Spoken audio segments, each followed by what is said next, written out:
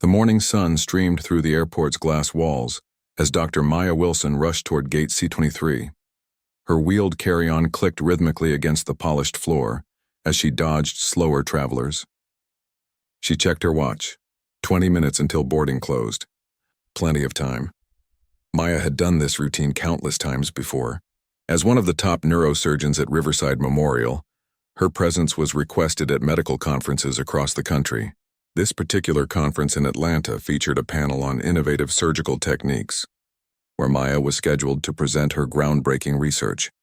She slowed her pace as she approached the gate area, pulling out her phone to double-check her boarding information. Flight 1472 to Atlanta, scheduled departure 9:45 a.m. Her digital boarding pass showed clearly on her screen, complete with her seat assignment, 14A, a window seat. Maya preferred the window. It gave her time to think, to prepare mentally for her presentations without being disturbed. The gate area buzzed with the usual pre-flight activity. Business travelers tapped away on laptops, families tried to keep children entertained, and solo travelers scrolled through phones or read books. Maya took a spot near the boarding line, watching as the first group of passengers began to board. Group A may now begin boarding, announced the gate agent, a thin woman with blonde hair pulled back in a tight ponytail.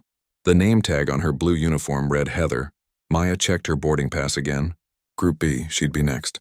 She used the moment to send a quick text to her colleague who would be picking her up at the Atlanta airport, confirming her arrival time. Group B passengers may now board, came the announcement a few minutes later. Maya joined the line, sliding her carry-on forward with her foot as the queue inched toward the gate. When she reached the front, she smiled politely at Heather and held up her phone, displaying the QR code on her digital boarding pass. Heather scanned the code with her handheld device. A frown crossed her face as she tried again. "Is something wrong?" Maya asked. "Your boarding pass isn't registering properly," Heather said, her voice carrying a slight edge. "Could I see your confirmation email as well?" "Of course." Maya navigated to her email and showed the confirmation that had arrived yesterday after she'd completed online check-in. Heather looked at it with narrowed eyes, then glanced back at her computer screen. "This doesn't match what I'm seeing in our system." "One moment, please." She waved over another airline employee, a heavy-set man with thinning hair and a name tag that read Doug. They spoke in hushed tones, glancing at Maya occasionally. The line behind Maya grew restless. A businessman in a charcoal suit checked his watch pointedly. A mother with two small children shifted from one foot to another.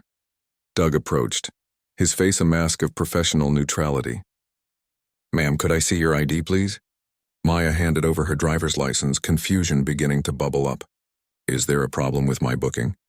"According to our system, this reservation was canceled yesterday," Doug said, comparing her license to the information on the screen. "Yet you somehow have what appears to be a boarding pass." "That's impossible," Maya said, keeping her voice level despite her rising concern. "I checked in last night. I received confirmation. I even selected my seat." Doug exchanged a look with Heather.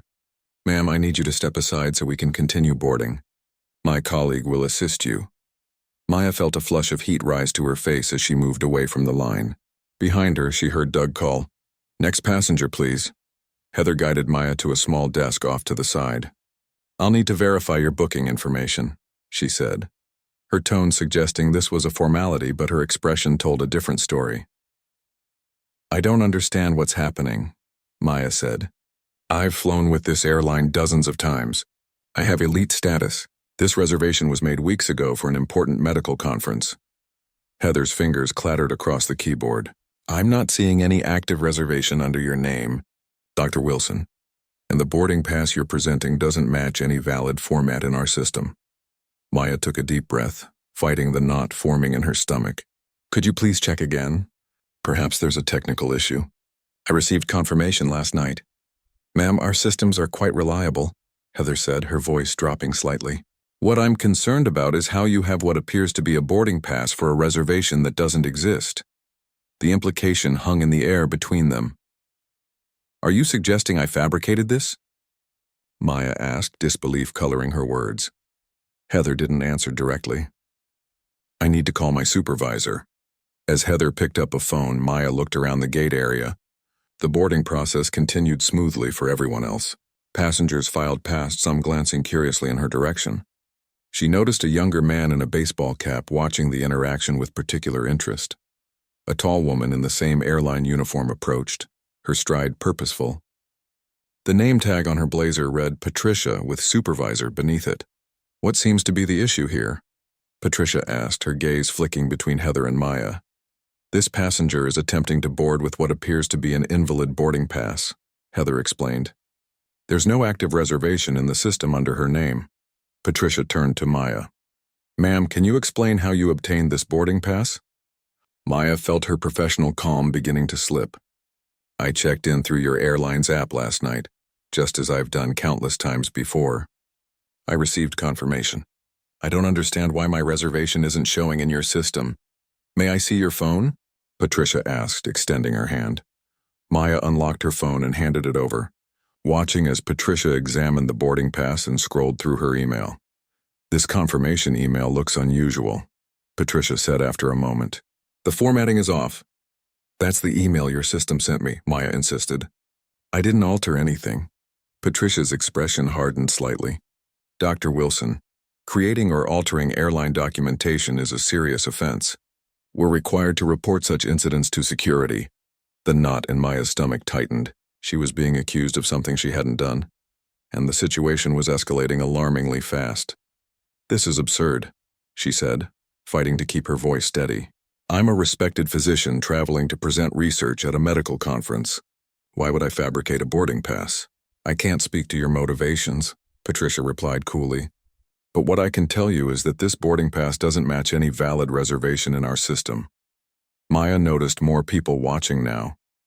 A woman with a young daughter whispered something, eyeing Maya with suspicion. The man in the baseball cap had his phone out, though whether he was recording or simply checking his own flight information wasn't clear. "I'd like to speak with another manager, please," Maya said firmly. "And I'd like to call your customer service line to verify my reservation." "You're welcome to call customer service," Patricia said, "but I am the senior manager on duty at this gate. If you continue to be disruptive, I'll have no choice but to call airport security." "Disruptive?" Maya echoed in disbelief. "I'm simply trying to board a flight I paid for weeks ago." Patricia turned to Heather. "Complete the boarding process. I'll handle this." To Maya, she said, "Please come with me to the service desk where we can sort this out without delaying the flight further." As they walked away from the gate, Maya heard the final boarding call for her flight. The conference organizers were expecting her in Atlanta in just a few hours. Her presentation materials were on her laptop in her carry-on, which now felt like a lead weight as she pulled it behind her. At the service desk, Patricia pulled up a different computer terminal. "So I'm going to search for your reservation again. What's your confirmation number?" Maya recited the 6-character code from memory. Patricia typed it in, then frowned at the screen. "This reservation was canceled yesterday at 7:42 p.m. "I didn't cancel anything," Maya insisted. "In fact, I checked in after that time." "Look at the timestamp on the boarding pass." Patricia examined the phone again. "The check-in timestamp shows 8:15 p.m., but that doesn't align with our records." Maya pulled out her credit card. "Here's the card I used to book the flight. You can verify the charge hasn't been refunded." Patricia took down the information and made a phone call, speaking in low tones that Maya couldn't quite make out. The minutes ticked by. Maya's flight would be departing soon, with or without her. The next available flight to Atlanta wouldn't get her there until after her scheduled presentation time. After what seemed like an eternity, Patricia hung up the phone. Her expression had shifted subtly. "Dr. Wilson," she began, her tone slightly less accusatory. "Our billing department confirms your payment was processed and not refunded. This suggests there may be a discrepancy in our system." It was the first acknowledgement that the problem might not be Maya's doing. A small victory, but not enough to get her on the now boarding flight. "So what happens now?" Maya asked. Patricia picked up the phone again. "Let me call the gate and see if we can still get you on board while we sort this out." As Patricia made the call, Maya noticed the man in the baseball cap had followed them to the service desk. He was definitely recording now, his phone held at chest level, pointed in their direction. She wondered briefly why he was so interested in her predicament, but she had bigger concerns at the moment. Patricia hung up. They've closed the aircraft door. I'm afraid that flight is no longer an option. Maya stood at the service desk, watching through the large windows as her flight backed away from the gate. There went her chance to make it to Atlanta on time. She turned back to Patricia, who was typing rapidly on her keyboard. "So what happens now?" Maya asked, struggling to keep the frustration from her voice. "I'm looking for alternative flights to Atlanta," Patricia replied without looking up. "The next direct flight isn't until 2 p.m., which would get you there around 4:30. "That's too late," Maya said. "My presentation at the conference is scheduled for 3 p.m. Patricia glanced up briefly. "I'm afraid that's the earliest option." Maya took a deep breath. She needed to stay focused on solutions rather than dwelling on the unfairness of the situation. "Is there anything connecting through another city that might get me there sooner?" Before Patricia could answer, a new voice joined the conversation. "Excuse me, but I couldn't help overhearing your situation." Maya turned to see a man in a crisp navy suit. His name tag identified him as Raymond Carter, Regional Customer Service Director. "Mr. Carter," Patricia said, straightening her posture. "I was just helping Dr. Wilson with rebooking options." "I understand there was some confusion regarding Dr. Wilson's reservation," Raymond said, his tone measured. "Could you bring me up to speed?" As Patricia explained the situation, Maya noticed the man in the baseball cap was still nearby.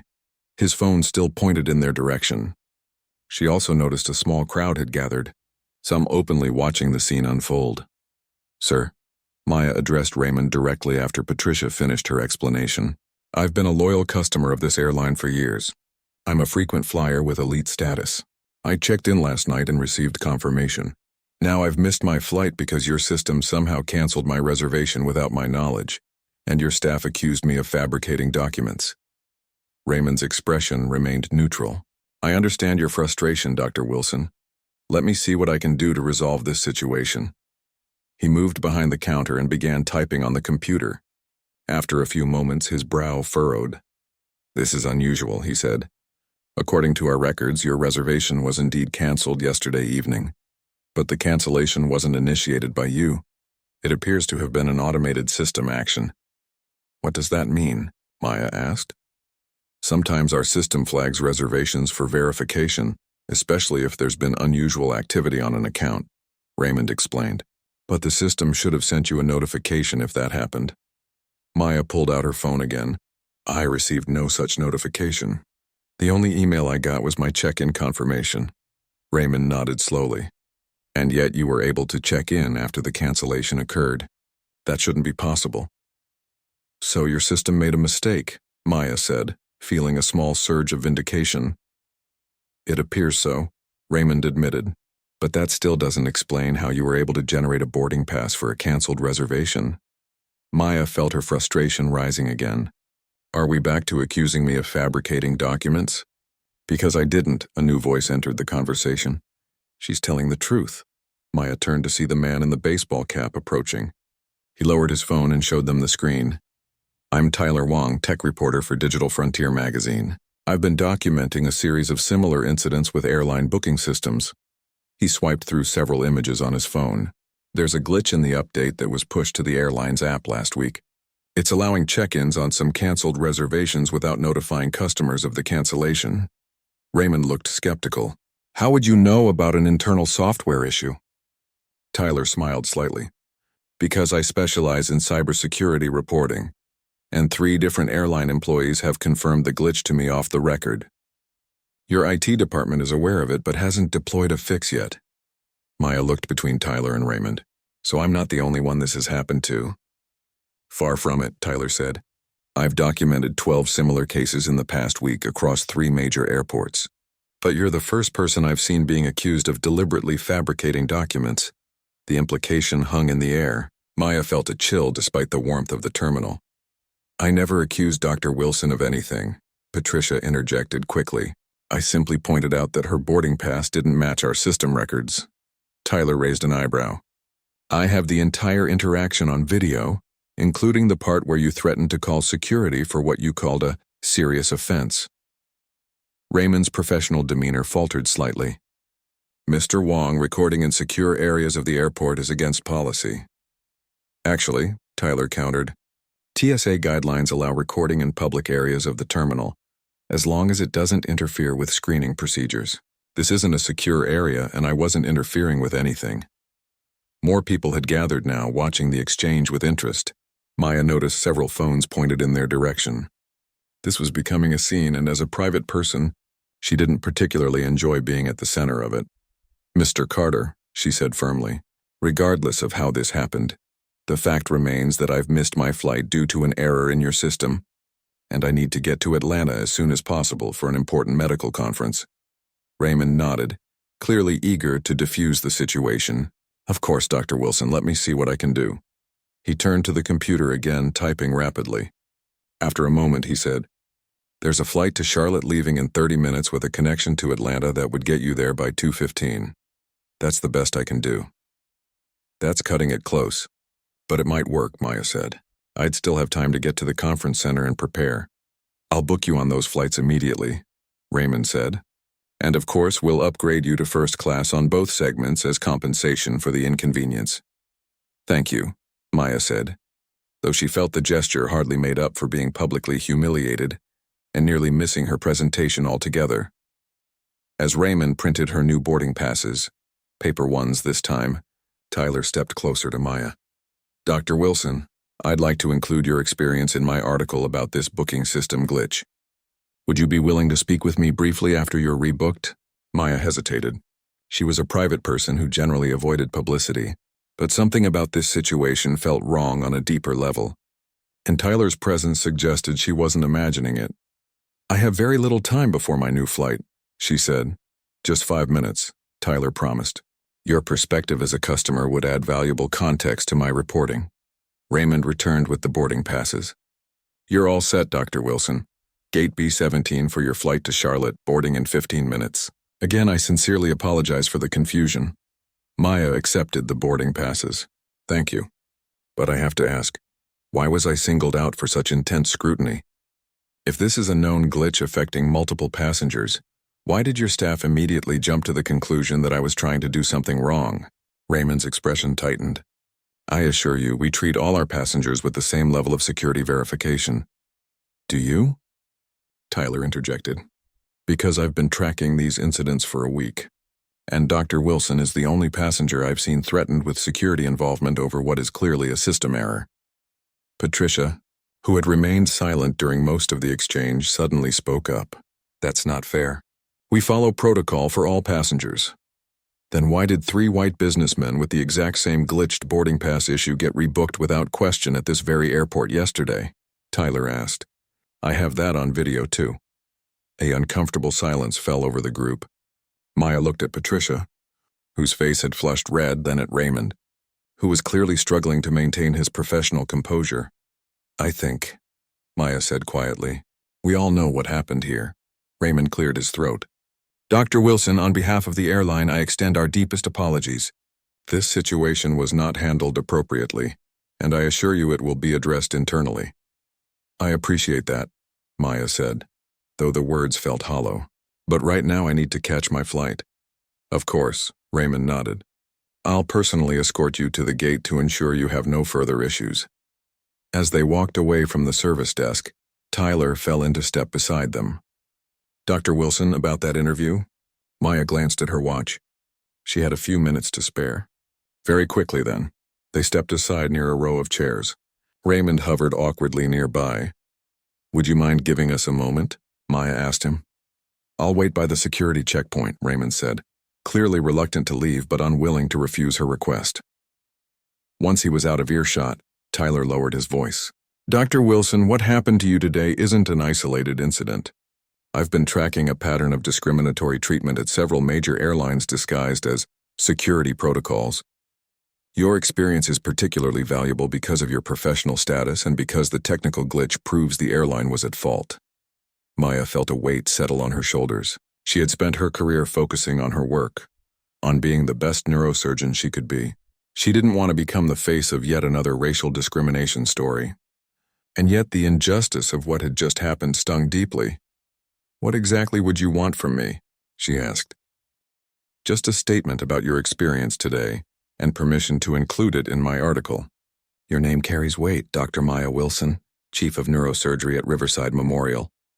Maya raised an eyebrow. You've done your homework. Tyler smiled slightly. It's my job to know who's who. Your research on neural pathway regeneration is groundbreaking. Maya checked her watch again. I need to go. Send me an email with your questions and I'll respond when I can. She handed him a business card from her wallet. Thank you, Dr. Wilson, Tyler said, tucking the card away. And good luck with your presentation.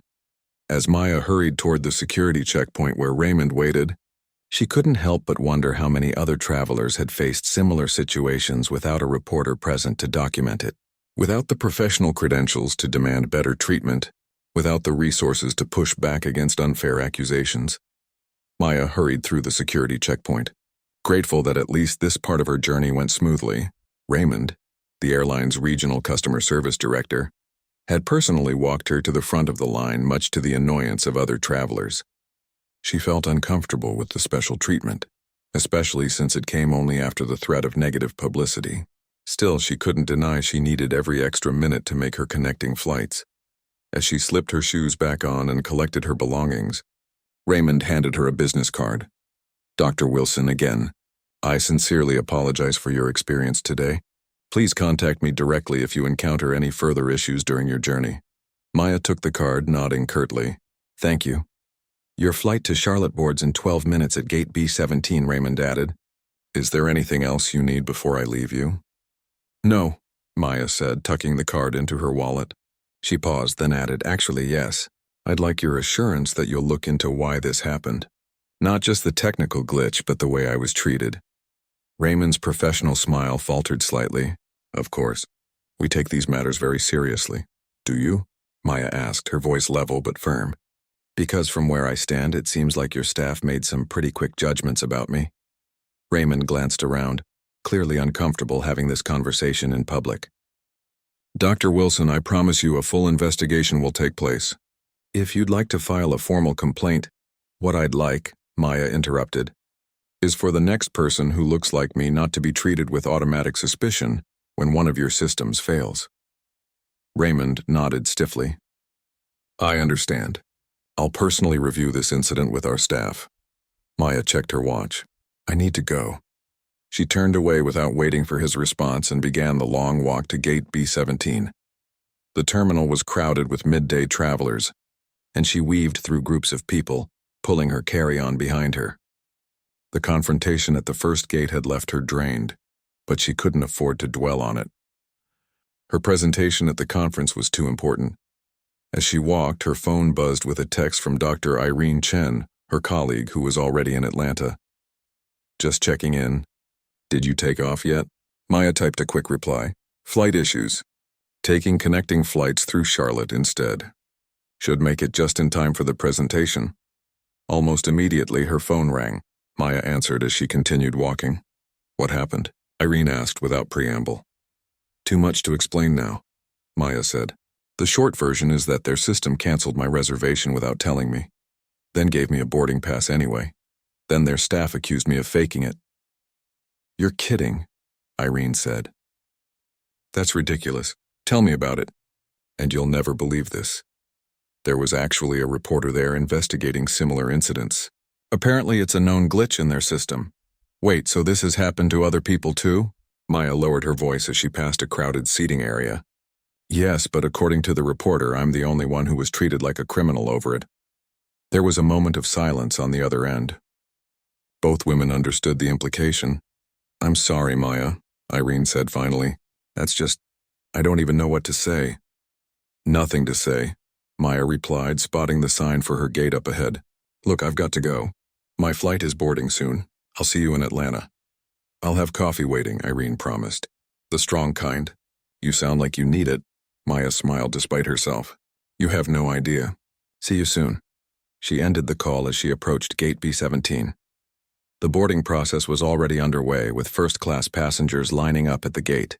Maya joined them, new paper boarding pass in hand. The gate agent, a young man with kind eyes, scanned her pass without issue. Welcome aboard, Dr. Wilson. You're in seat 2A.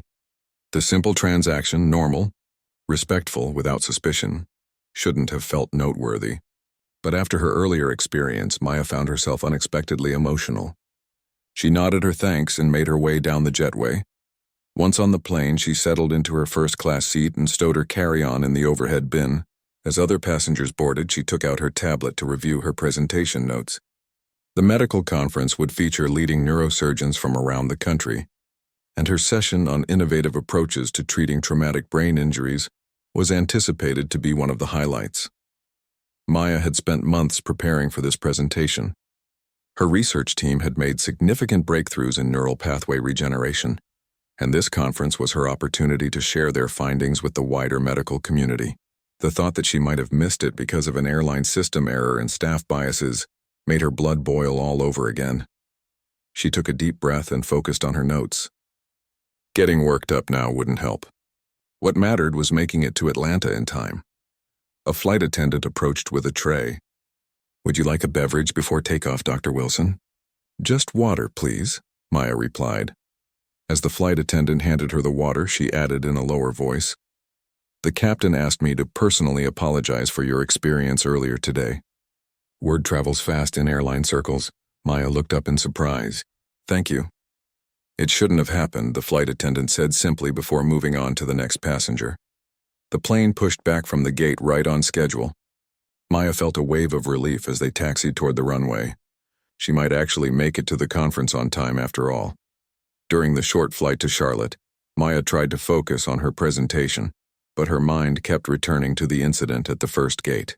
She wondered how many other travelers had faced similar treatment without having the advantages she had. Her professional status, her elite frequent flyer membership, and most importantly, the random chance of having a reporter present who was investigating that very issue.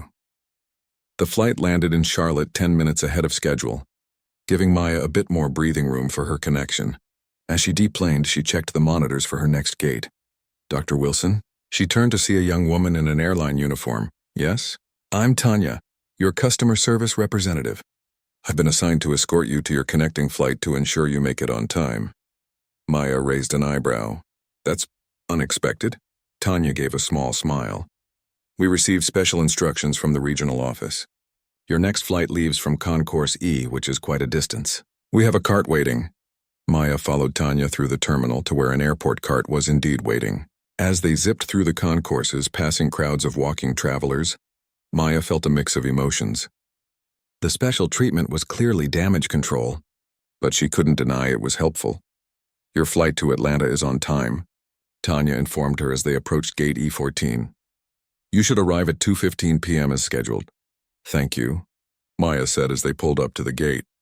"Dr. Wilson," Tanya hesitated, then continued, "I also wanted to say I'm a pre-med student at UNC Charlotte. I've read your research on neural regeneration. You're something of a hero to many of us who want to go into neurosurgery." Maya hadn't expected that. "That's very kind of you to say." "What happened this morning?" Tanya lowered her voice. "Word has spread among the staff. It wasn't right. I just wanted you to know that many of us feel that way."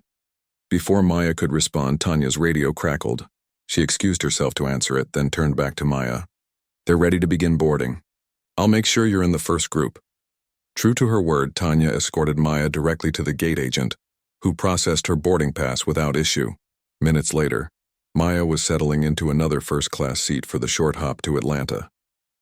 As the plane climbed to cruising altitude, Maya's phone buzzed with an email notification. It was from Tyler Wong, the reporter she'd met earlier. "Dr. Wilson," the email began, "thank you for agreeing to share your perspective. As promised, here are my questions about today's incident. I understand you're preparing for an important presentation, so please take your time responding. Also, I wanted to let you know that the video I captured has already generated significant interest. Several of your fellow passengers shared their own recordings on social media, and the hashtag #Airline bias incident is trending in 3 major cities. If you'd prefer to discuss this development by phone, my number is below. Best of luck with your presentation. Tyler Wong, Digital Frontier Magazine." Maya stared at the email in shock. She hadn't considered that other passengers might have recorded the incident. The thought of becoming the center of a viral story made her deeply uncomfortable. As a surgeon, she valued her privacy and had deliberately maintained a low profile on social media. She put her phone away without responding. She would deal with Tyler's email later. For now, she needed to focus on her upcoming presentation. The flight to Atlanta was mercifully uneventful. As they began their descent, Maya looked out the window at the sprawling city below. She checked her watch. If all went well, she would arrive at the conference center with 30 minutes to spare before her presentation, cutting it much closer than she would have liked, but still manageable. The plane touched down smoothly and taxied to the gate. Maya gathered her belongings, feeling the familiar mix of nerves and excitement that always preceded a major presentation. Despite the morning's chaos, she was ready. Her research was solid, her presentation well prepared. As she stepped off the plane into the Atlanta terminal, Maya spotted Irene waiting for her, 2 coffee cups in hand. "I can't believe you made it," Irene said, handing her one of the cups. "After what you told me, I was sure you'd miss the connection." Maya took a grateful sip of the strong coffee. "It's been quite a day already, and it's only half over." "Well, your timing is perfect. We have just enough time to get to the conference center." As they hurried through the terminal, Irene added, "By the way, have you checked social media? There's this video going viral of a black female doctor being accused of faking a boarding pass. People are outraged." She glanced at Maya. "Wait, was that you?" Maya sighed. "Like I said, it's been quite a day." Maya and Irene rushed through the crowded Atlanta airport, weaving between slower travelers as they made their way to the ground transportation area. Maya's phone buzzed continuously with notifications, but she ignored them, focusing instead on making it to the conference on time. "There's our ride," Irene said, pointing to a man holding a sign with Riverside Medical printed on it. The hospital had arranged transportation for all their presenting physicians. The driver, a middle-aged man with a friendly smile, took Maya's luggage. "Dr. Wilson and Dr. Chen? I was beginning to worry. Your flight was supposed to land over an hour ago." "There was a change of plans," Maya said simply, not wanting to get into the details. "How's traffic looking to the conference center?" "Not too bad for this time of day," the driver assured her as he opened the car door. "We should have you there in about 20 minutes. Once they were settled in the back seat, Irene pulled out her phone. "So about that viral video?" Maya sighed. "I really don't want to deal with that right now." "I understand, but..." Irene turned her phone screen toward Maya. "You might want to see this."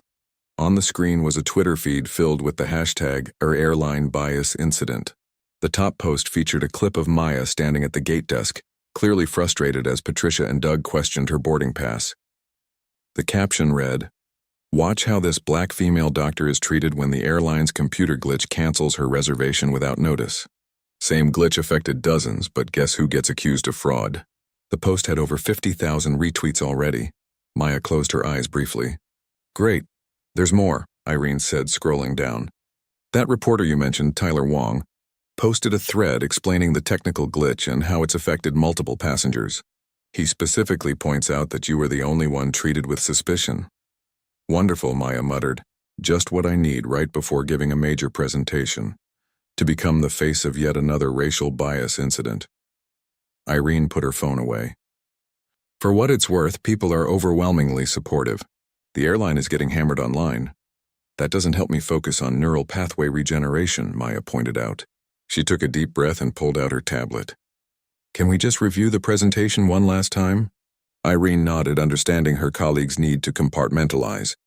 For the rest of the drive, they discussed data points, surgical techniques, and research findings, deliberately avoiding any mention of boarding passes or viral videos. The car pulled up to the Grand Atlanta Hotel and Conference Center, with 25 minutes to spare before Maya's scheduled presentation time. Both women hurried inside, where they were met by Dr. Howard Reynolds, the conference organizer.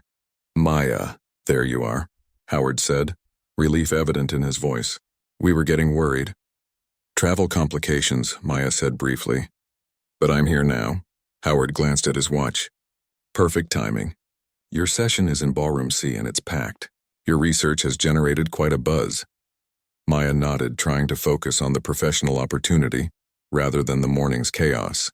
"I just need a minute to freshen up." "Of course. The speaker's lounge is right down that hallway. Your presentation is already loaded into the system. We got the file you sent yesterday."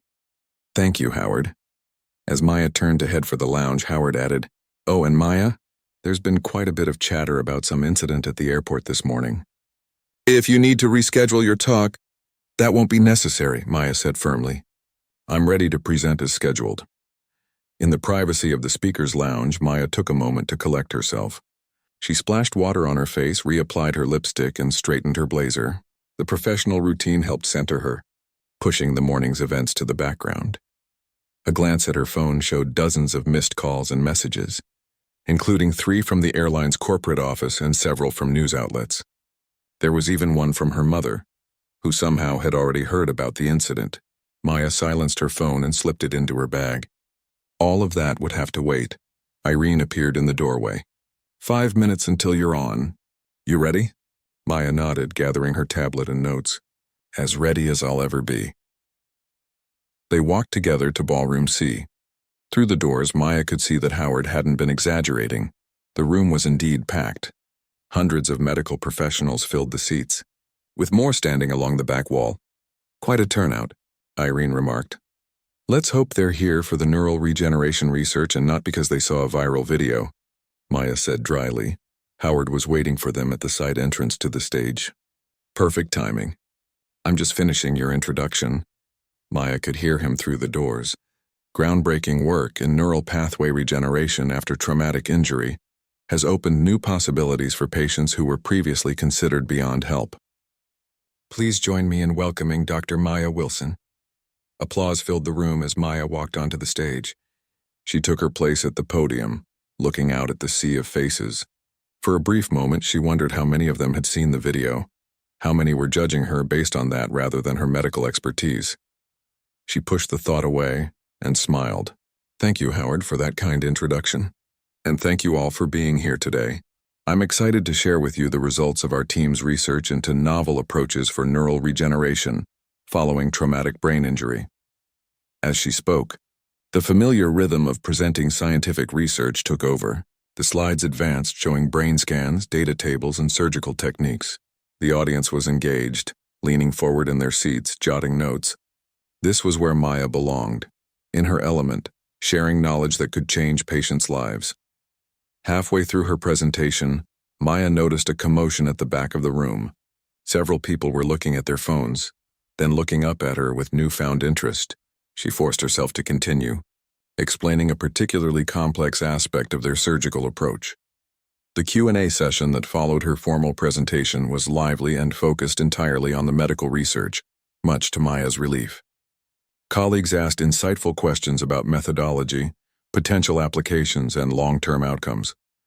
For 45 minutes, she was simply Dr. Wilson, respected neurosurgeon, not the woman from the viral airport video. As the session concluded, Howard returned to the stage. Thank you, Dr. Wilson, for that fascinating presentation. I believe I speak for everyone when I say your research offers tremendous hope for patients suffering from traumatic brain injuries. The applause was enthusiastic. Maya gathered her notes, feeling a weight lift from her shoulders. Despite everything, she had delivered her presentation successfully. Her research would reach the people who needed to hear about it.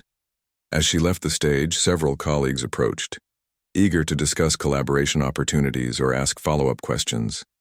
Maya engaged with each of them professionally, grateful for the focus on her work rather than the morning's events. Eventually, Irene appeared at her side. Sorry to interrupt, but we have a situation that needs your attention. Maya excused herself from the conversation and followed Irene to a quiet corner of the hallway. What's going on? The airline's CEO is on the phone, Irene said, holding up her own cell. Apparently he's been trying to reach you for the past hour. Maya raised her eyebrows. The CEO? Not just some PR person? The actual CEO, and that's not all. There are at least a dozen reporters in the hotel lobby asking for you. The video has gone completely viral. It's on all the major news sites now. Maya took a deep breath. I really don't want to deal with this right now. I know, Irene said sympathetically. But this isn't going away. The CEO says it's urgent. After a moment's hesitation, Maya took the phone. This is Dr. Wilson. Dr. Wilson, this is Thomas Blackwood, CEO of Atlantic Airways. I can't begin to express how deeply troubled I am by what occurred this morning at our gate. His voice had the practiced smoothness of someone accustomed to damage control. Maya wasn't impressed. Mr. Blackwood, I just finished giving an important presentation that I nearly missed because of your airline's technical error and your staff's behavior. So forgive me if I'm not in the mood for corporate apologies." There was a pause on the other end of the line. "I understand your frustration, Dr. Wilson. What happened was inexcusable. I've personally reviewed the videos, and I want you to know that immediate action has been taken. The staff members involved have been placed on administrative leave pending a full investigation." "That's a start," Maya acknowledged. "But it doesn't address the underlying issue." "You're absolutely right," Blackwood said, "which is why I'd like to meet with you in person. I'm actually here in Atlanta for a conference myself. I could come to you this evening or whenever is convenient." Maya hadn't expected that. "You want to meet with me?" "Yes. This incident has highlighted serious issues in our training and protocol that need to be addressed. Your perspective would be invaluable. And frankly, I'd like the opportunity to apologize in person." Maya glanced at Irene, who was watching her with curiosity. "I have conference sessions until 7 p.m. I could meet you at your hotel at 7:30, Blackwood suggested. "Just a brief conversation." Maya considered the offer. She hadn't planned on becoming an activist against airline discrimination, but perhaps this was an opportunity to create real change. "All right. Mr. Blackwood, the Peachtree Plaza, 7:30 p.m. "Thank you. Dr. Wilson, I appreciate your willingness to speak with me." As Maya handed the phone back to Irene, she noticed Tyler Wong approaching them, press badge visible around his neck. "Dr. Wilson," he called. "Do you have a moment?" Maya sighed. It seemed her day of dealing with the fallout from the morning's incident was just beginning. "Mr. Wong," she acknowledged. "I see you made it to Atlanta." Tyler smiled apologetically. "I caught the next flight after yours. I had a feeling this story was going to develop quickly." He gestured to a nearby seating area. "Could we talk briefly? The video has gone viral, and I'd like to include your response in my article." Maya checked her watch. She had 30 minutes before her next scheduled session, a panel discussion on emerging technologies in neurosurgery. "You have 10 minutes, she told Tyler, moving toward the seating area. "And just so we're clear, I'm a neurosurgeon first and foremost. That's my priority today." Tyler nodded as they sat down. "I understand completely. And I saw part of your presentation. Impressive work." "Thank you," Maya said, slightly surprised. "So," Tyler opened his notebook, "how do you feel about the public response to the incident?" Maya chose her words carefully. "I'm focused on the medical conference I came here to attend. But I will say this, what happened this morning wasn't just about me. It represents a pattern that many travelers experience daily without the benefit of having a reporter present or the professional status to demand better treatment." Tyler nodded, jotting notes. "The airline's CEO has issued a public apology and announced an internal investigation. Do you think that's sufficient?" "Actions speak louder than words," Maya replied. "I'm meeting with him this evening, and I'll be looking for concrete changes, not just damage control." As Tyler continued asking questions, Maya found herself becoming the reluctant face of a movement she hadn't sought to join. Yet as a physician who had spent her career fighting for her patients, perhaps this was just another form of advocacy, one she couldn't in good conscience turn away from. The rest of Maya's afternoon passed in a blur of panel discussions, networking conversations, and stolen moments checking the ever-growing online response to the morning's incident. By the time she returned to her hotel room at 6:45 p.m., she was exhausted, but had little time to rest before her meeting with Thomas Blackwood, the airline CEO. She kicked off her heels and sank onto the edge of the bed, finally allowing herself a moment to process everything. Her phone showed 47 missed calls, over 100 text messages, and countless social media notifications. The story had exploded far beyond what she could have imagined. A text from Irene popped up. "How are you holding up? Need backup for your meeting with the airline guy?" Maya smiled at her friend's offer and texted back, "I've got this. But thanks. We'll fill you in at breakfast tomorrow." She scrolled through some of the other messages. There were interview requests from major news networks, supportive texts from colleagues, and even a message from the president of the National Medical Association, offering resources if she wanted to. Pursue formal action against the airline. What had started as a routine trip to present her research had somehow transformed into something much bigger. Maya wasn't an activist by nature. She was a surgeon who preferred operating rooms to television cameras. but she couldn't deny the impact her experience was having, or the opportunity it presented to address a problem that affected countless travelers. A knock at her door interrupted her thoughts. She glanced at the clock, 7:15 p.m. Blackwood was early. Maya slipped her shoes back on and checked her appearance in the mirror before opening the door. To her surprise, it wasn't Blackwood but Tyler Wong, the tech reporter. "Dr. Wilson," he said apologetically. "I'm sorry to bother you at your hotel." "How did you know where I was staying?" she asked, not bothering to hide her annoyance. "The conference program lists all speakers' accommodations," he explained. "I wouldn't normally show up unannounced, but I have information you should know before your meeting with Blackwood." Maya hesitated, then stepped aside to let him in. "Make it quick. He'll be here in 15 minutes. Tyler entered and immediately pulled out his tablet. "My editor just sent this to me. It's going live on our website in an hour."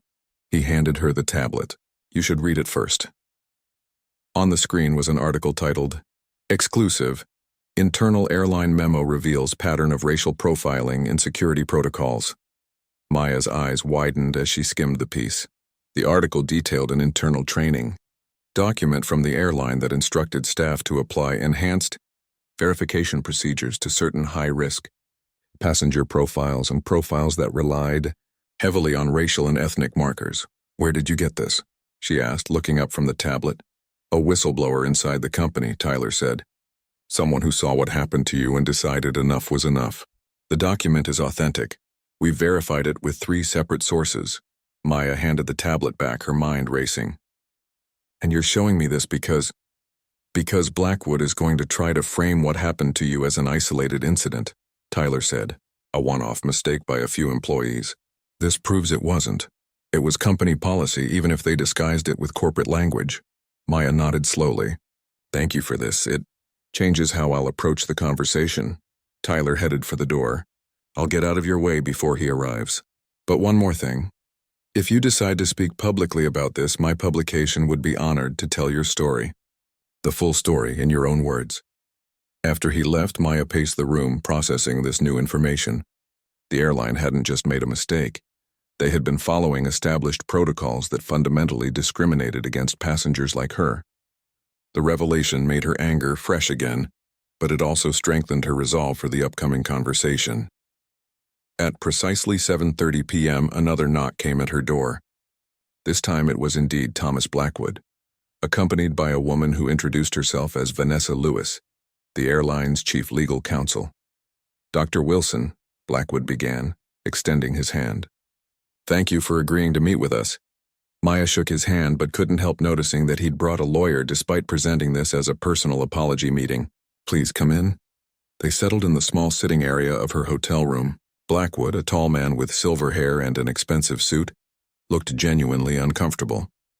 "Dr. Wilson, I want to begin by offering my sincere apologies for what happened this morning. The treatment you received was unacceptable and does not reflect the values of our airline." Maya listened without expression. "We've already placed the employees involved on administrative leave," he continued, "and we're conducting a thorough review of our training procedures to ensure nothing like this happens again." "Mr. Blackwood," Maya interrupted, "are you aware of your company's enhanced verification procedures for what you call high-risk passenger profiles?" Blackwood's expression flickered. He glanced quickly at Vanessa before responding. "I'm not sure what specific procedures you're referring to." "I think you do," Maya said calmly. "I'm referring to the internal guidelines that instruct your staff to apply extra scrutiny to certain passengers based largely on racial and ethnic factors." Vanessa Lewis leaned forward. "Dr. Wilson, I'm not sure where you're getting this information, but it doesn't matter where I got it," Maya cut in. "What matters is that what happened to me this morning wasn't a mistake or a misunderstanding. It was your policy in action." The room fell silent. Blackwood and Lewis exchanged glances. "The document is being published tonight," Maya added, "so denying its existence won't be productive for any of us." Blackwood's professional demeanor cracked slightly. "Dr. Wilson, the airline industry operates in a complex security environment.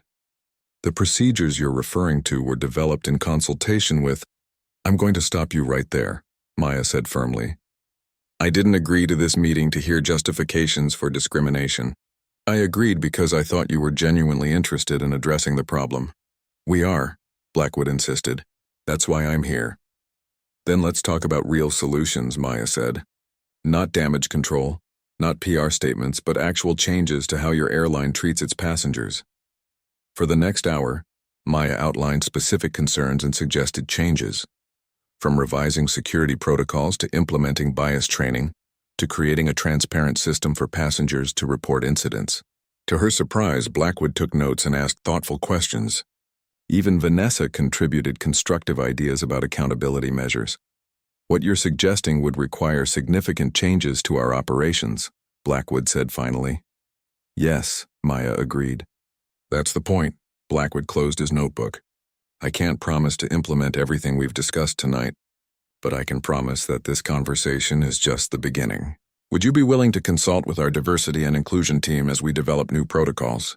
Maya hadn't expected that. You want me to work with your airline? As a paid consultant, Blackwood clarified.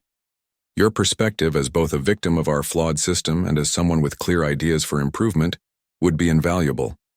Maya considered the offer. I'm a neurosurgeon, Mr. Blackwood. My priority is my patients and my research. I understand that, he said. We're talking about occasional meetings, perhaps reviewing proposed changes. Your experience today has already started an important conversation within our company. Your continued input would help ensure that conversation leads to meaningful change. After they left, Maya stood by the window of her hotel room, looking out at the Atlanta skyline. The day had been a roller coaster. From the humiliation at the airport gate to her successful presentation to this unexpected offer to help reshape an airline's approach to passenger treatment. Her phone buzzed with a text from her mother. Just saw you on the news. So proud of how you handled yourself. Call me when you can, Maya smiled. Her mother had always taught her to stand up for herself, but also to use difficult experiences as opportunities for positive change. Another message came in, this one from Tyler. The article is live. Your story is making a difference already. The airline's stock dropped 3% in after-hours trading. Maya wasn't sure how she felt about that. She hadn't set out to damage the airline. She just wanted fair treatment for everyone. Perhaps Blackwood's offer was worth considering if it meant helping create real change. A final text arrived. This one from Irene. Whatever you decide about all this, just remember, you're a brilliant neurosurgeon first and foremost. Don't let this define you unless you want it to. That resonated with Maya. Throughout this unexpected journey, she had remained focused on her primary purpose, sharing her research to help improve patients' lives. The incident at the airport had been thrust upon her, but how she responded to it was her choice. The next morning, Maya gave another presentation at the conference. The room was even more packed than before, with many attendees clearly there because they recognized her from the news. But as she spoke about neural pathway regeneration and showed slides of successful patient outcomes, she saw the focus in the room shift. They weren't seeing the woman from the viral video anymore. They were seeing a brilliant physician sharing groundbreaking research. Afterward, a young black medical student approached her. Dr. Wilson, your presentation was incredible. I'm specializing in neurosurgery because of researchers like you. Thank you, Maya said warmly. What's your name? Zoe, the student replied. And I also wanted to say thank you for speaking up about what happened at the airport. It means a lot to see someone stand their ground with such dignity. Maya smiled. Sometimes the path we expect to travel takes an unexpected turn. Zoe, the important thing is to stay true to yourself along the way. As she left the conference center later that day, Maya passed a television in the lobby. On the screen was an announcement from Atlantic Airways. They were launching a comprehensive review of their security protocols and had established a passenger advocacy board to ensure fair treatment for all travelers. The first consultant named to the board was Dr. Maya Wilson. Maya smiled to herself. Her impromptu journey from passenger to advocate hadn't been one she'd planned, but perhaps it was one she was meant to take. As she headed to the airport for her return flight, on a different airline, she felt a sense of accomplishment that went beyond her successful research. Presentation, sometimes making a difference, means speaking up when you'd rather stay silent. Sometimes it means using an unfair experience as an opportunity to create change. And sometimes it means accepting that your journey might include unexpected detours that lead exactly where you need to go.